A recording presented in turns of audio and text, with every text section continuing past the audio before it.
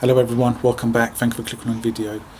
On this episode we're installing Klock Werks 12-inch Pro Touring flared windshield.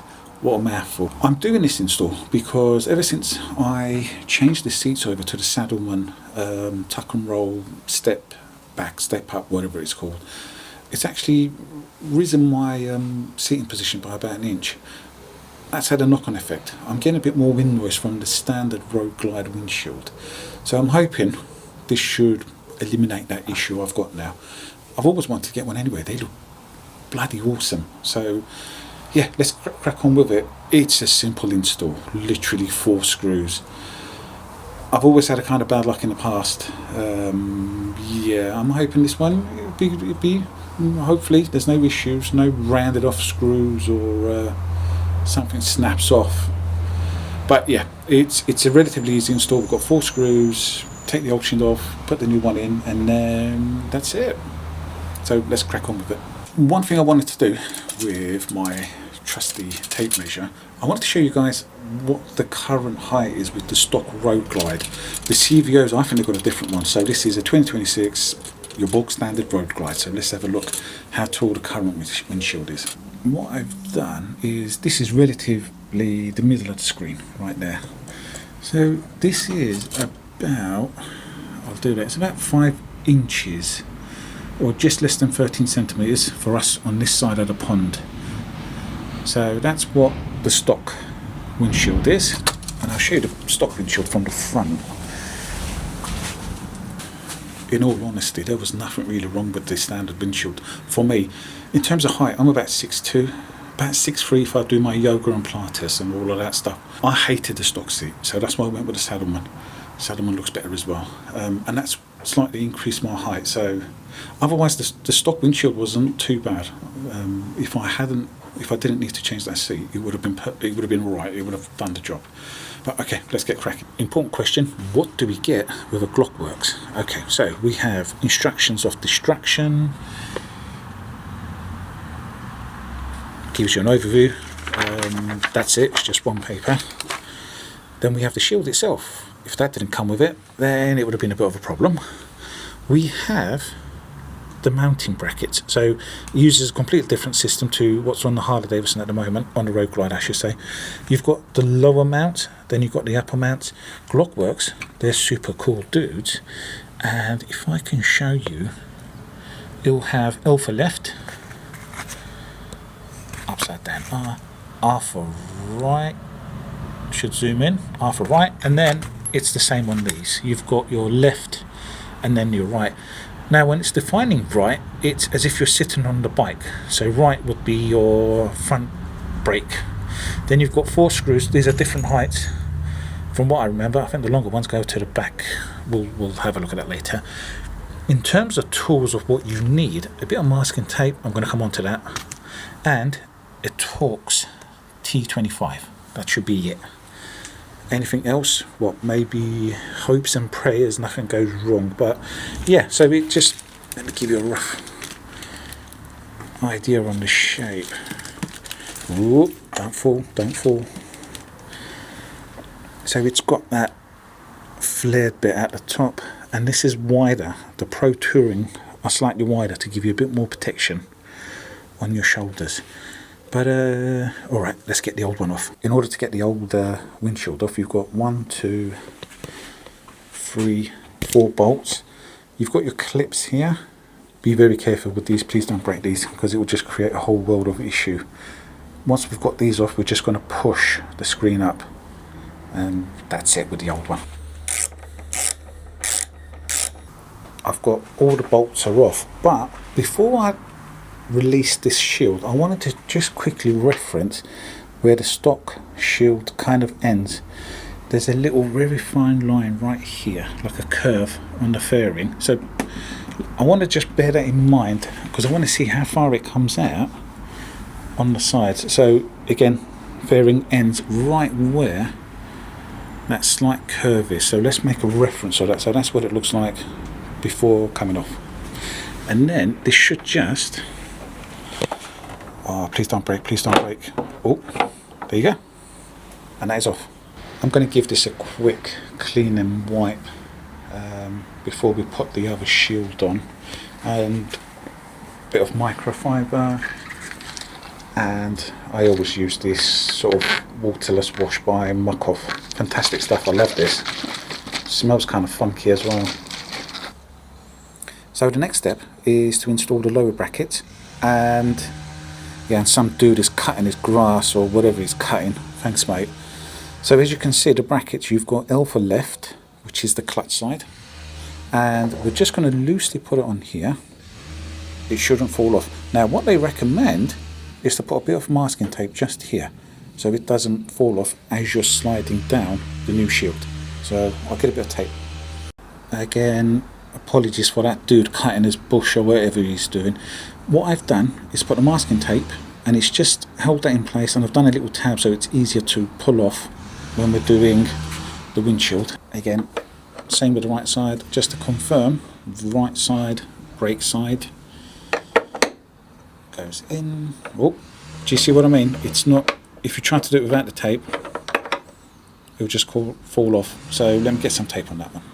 I really want to stick that chainsaw up that gardener's, you know what, honestly. I'm trying to do a video and the dude's cutting stuff right on top of our heads. Anyway, I've quickly just slid down the windshield on. It was a two-hand job. It's quite difficult to do it with the camera. But just a tip for you guys, when you are sliding it down, hold this bracket in place and then slide it down with your other hand. You don't want to break these dudes. They look kind of weak. I wouldn't trust them. So pressure at the bottom and then just slide it down. It wasn't really easy, but we're nearly there. So we're just going to do the upper brackets now, over here somewhere. Curse that guy and his chainsaw, honestly. I've installed the left side really loosely. That is just, it's really loose. I haven't tightened anything down. Just wanted to show you something though. I think I mentioned it earlier. You've got R for right side. That needs to go towards the front of the bike. So like this, basically. Like that. So the R letter will go towards the front of the bike. On that side there, like that. So, screws are tightened in. There is a torque value on these. It's so minute. I always do tighten as much as you can, and it's about a quarter turn. You don't want to do too much pressure, otherwise it will just crack the shield. But the shield quality on this is really, like, it's proper decent stuff. It's really nice and thick. Yeah, right. So this is the favourite bit of mine. Removing the plastic. And obviously don't forget to remove your masking tape. So there you go. It's really easy when you put a little tab on them. So let's have a look how much height we've got here. So on the stock it was about 5. We are about 8 inches here, just over 20 centimeters. Just about 8 inches. That's what it looks like. It looks pretty decent. Well, I just had a scare then. It's something sticky. I'm going to give it a clean. Oh right, now I thought it was a chip. It's not. One other thing I want to show you guys is how much these stick out from stock. So that crease is actually underneath now, and it's roughly, you might be able to see it, that crease is over there. So you're gaining about nearly an inch, maybe just less than an inch of extra width besides that height. What do you guys think? Looks decent, but will it do the job? One way to find out is to take her out for a ride. So I've had the pleasure of riding around with the new windshield on. I haven't done much high speeds yet. I've only been doing the 40, a bit of the 50 in these country lanes. I am going to take it out later on onto the motorway so we can do some proper speeds. But so far, it's doing a decent job. There's definitely less noise at higher speed. The stock windshield at lower speeds was decent enough anyway, but it was just the high speeds. As soon as you got anywhere near 50, 60 and 70, you were getting a significant amount of noise. Ever since I changed the seat, like I said earlier. But so far it's pretty decent. There is definitely improvement on shoulder protection and arms where it's wider. God, one thing, when I started the bike up, it was a cold start. This thing vibrated like anything, and I thought, bloody hell, have I not tightened that up properly? I checked the screws and everything, it seems fine. Anyone with one of these windshields, do let me know. The larger windshields by Klock Werks, do they really vibrate that much? You can see a bit of the vibration there. So I need to double check those screws. I've got them in properly, and they should be. Well, he hasn't flown off yet. Touch wood, it doesn't. That was kind of sketch when I started it up. There you go, look, you can just see it now, it's vibrating away. Guys, do let me know, anyone who's rocking one of these, if that's how it's supposed to be. I am going to double check the screws after, like, you know, a couple of rides or a long ride, make sure there's nothing brittle. I'm sure there was a warning on the instructions that said do not put Loctite on these screws, because I think they can interfere with the material of the windshield. So I won't be doing that, but I'll just keep an eye on it. That torque value is such a small amount. Like, I haven't got a torque wrench that's got that value. I think it was 8 to 10. I'll put it up on the screen. I would have done it on earlier as well, I guess. In terms of the tint, I think it's pretty decent. That tint does its job. Why? I think anything darker would be borderline sketch. It really would, because you're not going to really see much at night time, anything within that windshield zone. And, you know, yeah, I don't know, I think that's going to be a bit sketch, but this will do the job, man. Ice cream dude, I haven't got time. I've got to ride the bike and enjoy all of this. So what I'll do next, I'm going to try and head over to the M11 and we'll do some high speed and see how it performs. So guys, here I am. I'm doing about 70 odd on a dual carriageway, and here in the UK, that's, you know, that's your upper limit for speeding, and it's way better than the stock at these speeds, especially with my seat combo and my body dimensions. I'm glad I went with this. It's a good choice. Yeah, my biggest slightly, you know, concern was those high speeds with the stock.